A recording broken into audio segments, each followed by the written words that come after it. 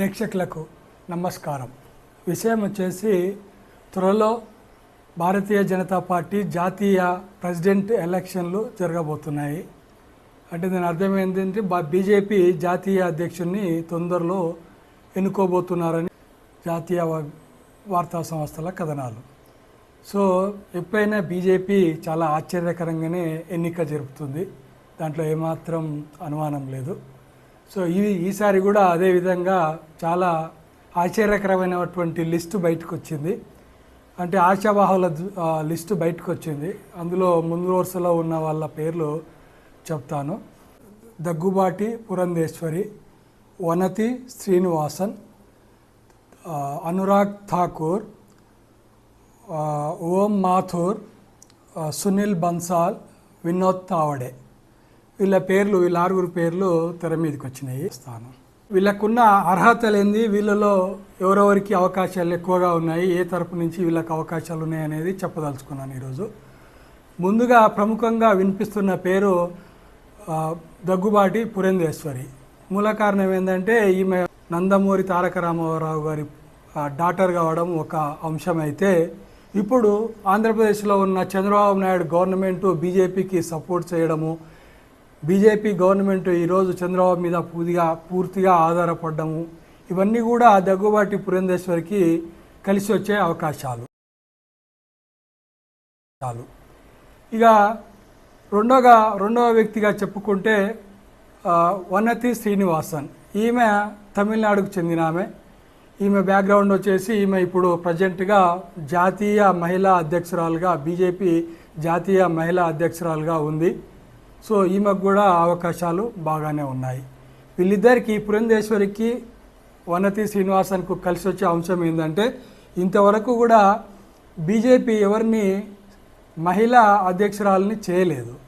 So అలాగే దక్షిణం వైపు చూస్తే దక్షిణాది రాష్ట్రాలలో బీజేపీ ఇంకా పుంజుకోవడం లేదు.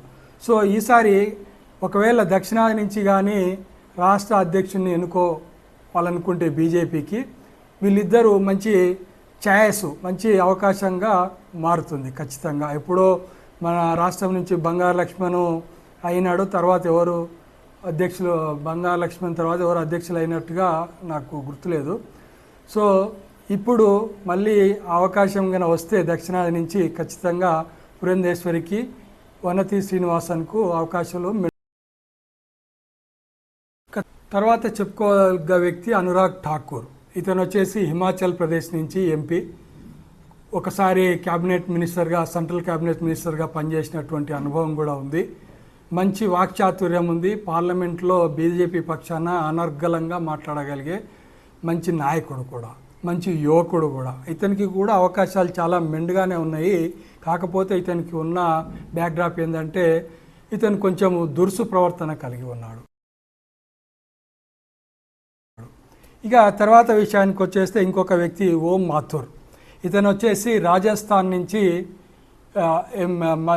రాజ్యసభ మెంబర్గా పనిచేస్తున్నాడు.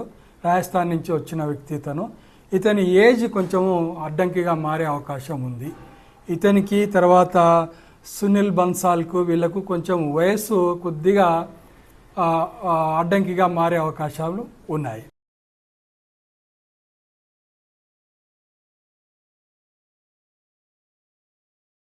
ఒక వ్యక్తి వచ్చేసి వినోద్ తావడే. ఇతను సెక్రటరీగా, బీజేపీ ప్రధాన కార్యదర్శిగా పనిచేసిన అనుభవం ఉంది. ఇతనికి కూడా అవకాశాలు ఉన్నాయి. కాకపోతే నా అంచనా ప్రకారంగా ఈసారి బీజేపీ ఖచ్చితంగా సౌత్ నుంచి ఒక అధ్యక్షుడిని తీసుకునే అవకాశాలు మెండుగా కనిపిస్తున్నాయి. చూడాలి మరి వాళ్ళ బీజేపీ వాళ్ళ సిద్ధాంతాలు, బీజేపీ వాళ్ళ ఆలోచనలను ఎవ్వరు కూడా పసిగట్టలేరు. అంత ఈజీ కాదు. ఎవరెవరినో తీసుకొచ్చి చీఫ్ మినిస్టర్లను చేస్తారు, ఎవరెవరిని తీసుకొచ్చి మినిస్టర్లను చేస్తారు. ఊహించిన వాళ్ళకి అస్సలు రాదు. సో ఇవన్నీ అనాలిసిస్ చేసుకున్నప్పుడు మరి ఏ మారుమూల వ్యక్తినో కూడా తీసుకొచ్చి జాతీయ అధ్యక్షుడిని చేయొచ్చు. సో నా వీడియో చూస్తున్నందుకు ధన్యవాదాలు.